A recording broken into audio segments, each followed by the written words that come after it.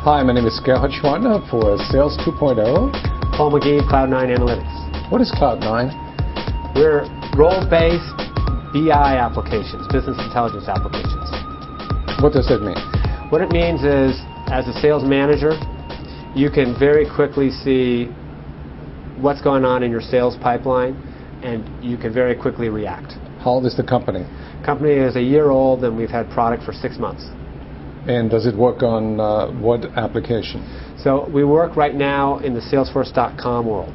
So if you have Salesforce.com, we're on the App Exchange. It's a tab that you see, and it inherits all the roles and all of the securities of Salesforce.com. So let's assume I'm a sales manager. I have 50 salespeople and install it today. How long will it take me to get some meaningful data out of Cloud9? Well, it's interesting. Immediately you'll have interesting data. It happens, Salesforce keeps history on 4 fields. We actually keep information on every field in your whole universe. Every night we do snapshots, but they have on 4 fields history. It's hard to see in their reports and these kinds of things, but the day you start, if you've been live 3 years, you have 3 years of views into your winning percentage, your forecast dates, your amounts, these kinds of things. So you can do day one all kinds of very interesting slicing and dicing, and what did my forecast look like April 1st? What did it look like January 1st? We can show you, like in a view right today, here is what you said would happen in July on January 1st. So isn't analytics based on the data quality that's inherent in the system? It is. It is. What if the data quality is not good? Well, it's interesting because a byproduct of actually having the views to the real information does kind of instill a little bit of accountability. Your Monday morning sales meeting, for example, we have a column you can throw up on this main page that says expired opportunities, right? So any opportunity that's close date was before today. We did a demo the other day because we can upload in a day everyone's stuff. They had 350 expired opportunities. So the reps just hadn't been keeping their close date up to date. Right. So and with our stuff, you drill down, so you can see, well, by region, by district, by rep, and that number doesn't go away. So there things like that. They bring the real data accountability. mistake's going to become very glaring. Yeah. Right. So that's kind of a really nice secondary effect. It's like public humiliation. Exactly. Yeah, and that's I've been doing the sales thing for 20 years and sales management for about a decade, and that's not a bad way to get stuff to happen. Right. It's Monday morning sales meeting. It's on the screen. Over time, the stuff that you're staring at on that meeting starts to get more accurate and kept up. Back to my question. Yes. How long will it take me to get some meaningful data that actually going to change the behavior of the salespeople? The sales manager will have meaningful data day one because you can see history on kind of 4 of the key fields right now. So you can see, we'll tell you what historical attainment has been by all these areas and what the pipeline coverage has been for the different levels of the organization. So day one, you're going to have a pretty good feel for, at a composite level, you have data visible to sales managers and salespeople? It can be, but mostly we're working with the sales management, executive management, sales ops now. And marketing a lot of times wants a look at this. But CFOs, COOs for sure. CEO, the revenue plan is kind of their main thing. So they're logged in. Right now, and that's kind of down the line where we actually give some real good value to the reps themselves. How many sales reps do you have? We have about 6 people in sales at our company.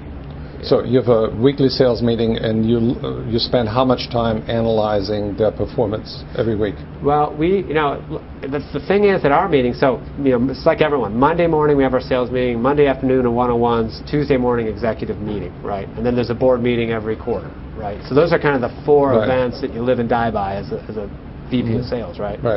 So I'm spending a whole lot less time getting ready for this meeting because I can go to the month. We actually look at week and month because we have a fast sales cycle, and I can go to the week and I can go to the what's changed, by whatever section I want to look at, and I can hover and it will show me, stage 3 to 4, on this date. Dollars went down from 12,000 to 10,000. I can see just with a hover everything that's changed, and I can say I want to see what's changed in the last week.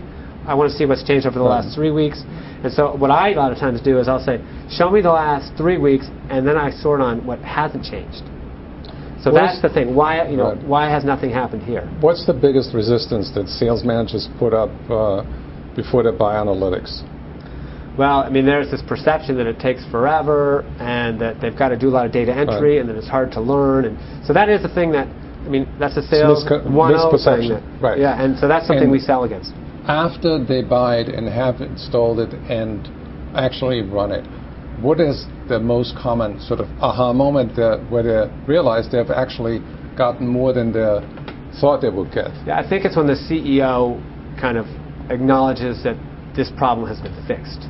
Because CEO is so frustrated. You know, we have a customer Signature Worldwide, and they basically train customer service reps for other companies, hospitality. You know, the people that are that are checking into hotels, and you know, they always had this problem. And you know, they're selling customer service, and they're a service company, so and a lot of new business. So getting the forecast right is integral to their promise, because they're training people to have good customer service.